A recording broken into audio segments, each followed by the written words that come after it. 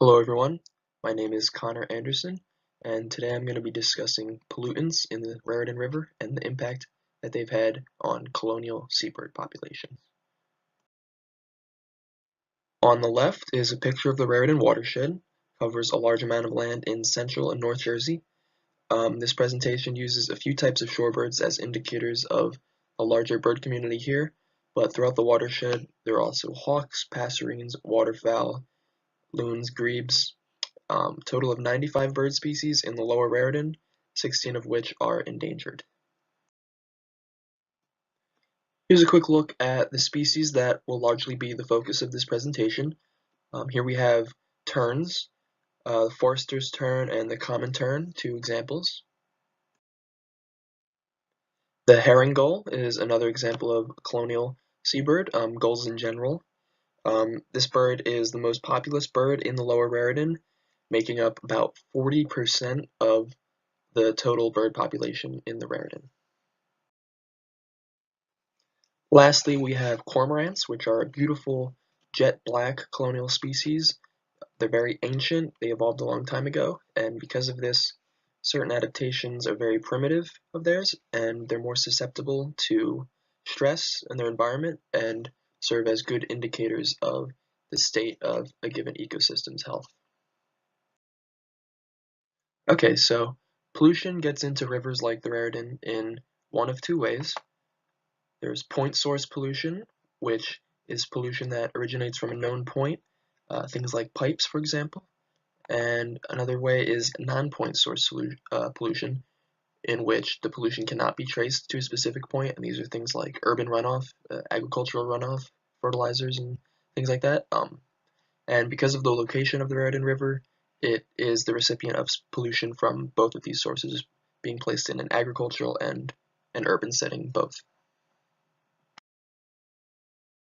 Specific here to the Raritan, a few of the main sources of pollutions are the pharmaceutical industry, slag, which I will explain shortly, chemical manufactories, and the electronics industry. So a good way to get a sense of the specific kinds of pollution that are affecting this system is by looking at Superfund sites. The Raritan watershed has several. They're areas deemed by the government to be among the most contaminated in the nation. For example, the Raritan Bay Slag Superfund site. Slag is the waste material separated during smelting from metals, and in this particular section of beach, thousands of tons over the course of decades were dumped here, and elevated levels of lead, antimony, arsenic, and copper have been found in the water at this site. Furthermore, the area has been home to chemical manufactories for a long time, like the American Cyanamide Company. They doing coal tar distillation, pharmaceuticals, plastics, dyes. Over the course of 8 decades or so, who knows how many thousands of tons of chemicals were dumped directly into the river. Elevated levels of mercury, chromium, arsenic, lead, and polychlorinated biphenyls were associated with this site, one of the most contaminated in the watershed. Here briefly is a more comprehensive list provided by the Sierra Club of problematic sites in the area. You'll see landfills, electronics plants, chemical manufactories, and even atomic energy plants, which were operating under the Manhattan Project. So the history and magnitude of pollution in the river is clear. Now let's look at what we know and have seen relating to the effects of these pollutants. On the left is a picture of Rachel Carson and her book Silent Spring, which was critical in the 60s in mobilizing environmental movement. Work done by her and people like her did a lot to raise awareness about the horrors of a group of chemicals called organochlorides and the effects they have on food chains. Organisms cannot process this particular class of chemicals, and so they have disastrous effects on their reproduction, their behavior, their immune systems, and much more, and amplify through the food chains, eventually reaching up to the higher levels of organisms like birds. Many long-term studies have made clear the effects of organochlorides on organisms. Immediately, populations are faced with almost complete reproductive failure and mutations in babies that are born. and even 30 to 40 years down the line, persistent effects still remain. Chemicals level out at a certain concentration and resist moving any further. Mutations persist, reproductive failure still is correlated with toxins, so we know that these chemicals have both long-term and immediate effects on bird populations. The story has been exactly the same here in the Raritan River. We have that clear history of industrialization and contamination. Many reports have found that copper levels and levels of organic chlorides were once highest in the system ever recorded anywhere. Damage being done to invertebrate and fish populations as a result has been clear. And what's concerning about this relating to the birds is that the birds feed on organisms like quahogs and sticklebacks and other smaller invertebrates. And so if these organisms are being so devastated by these chemicals, then they're only going to be passed through the food chains and eventually reach the birds, which is exactly what we have seen in the Raritan watershed.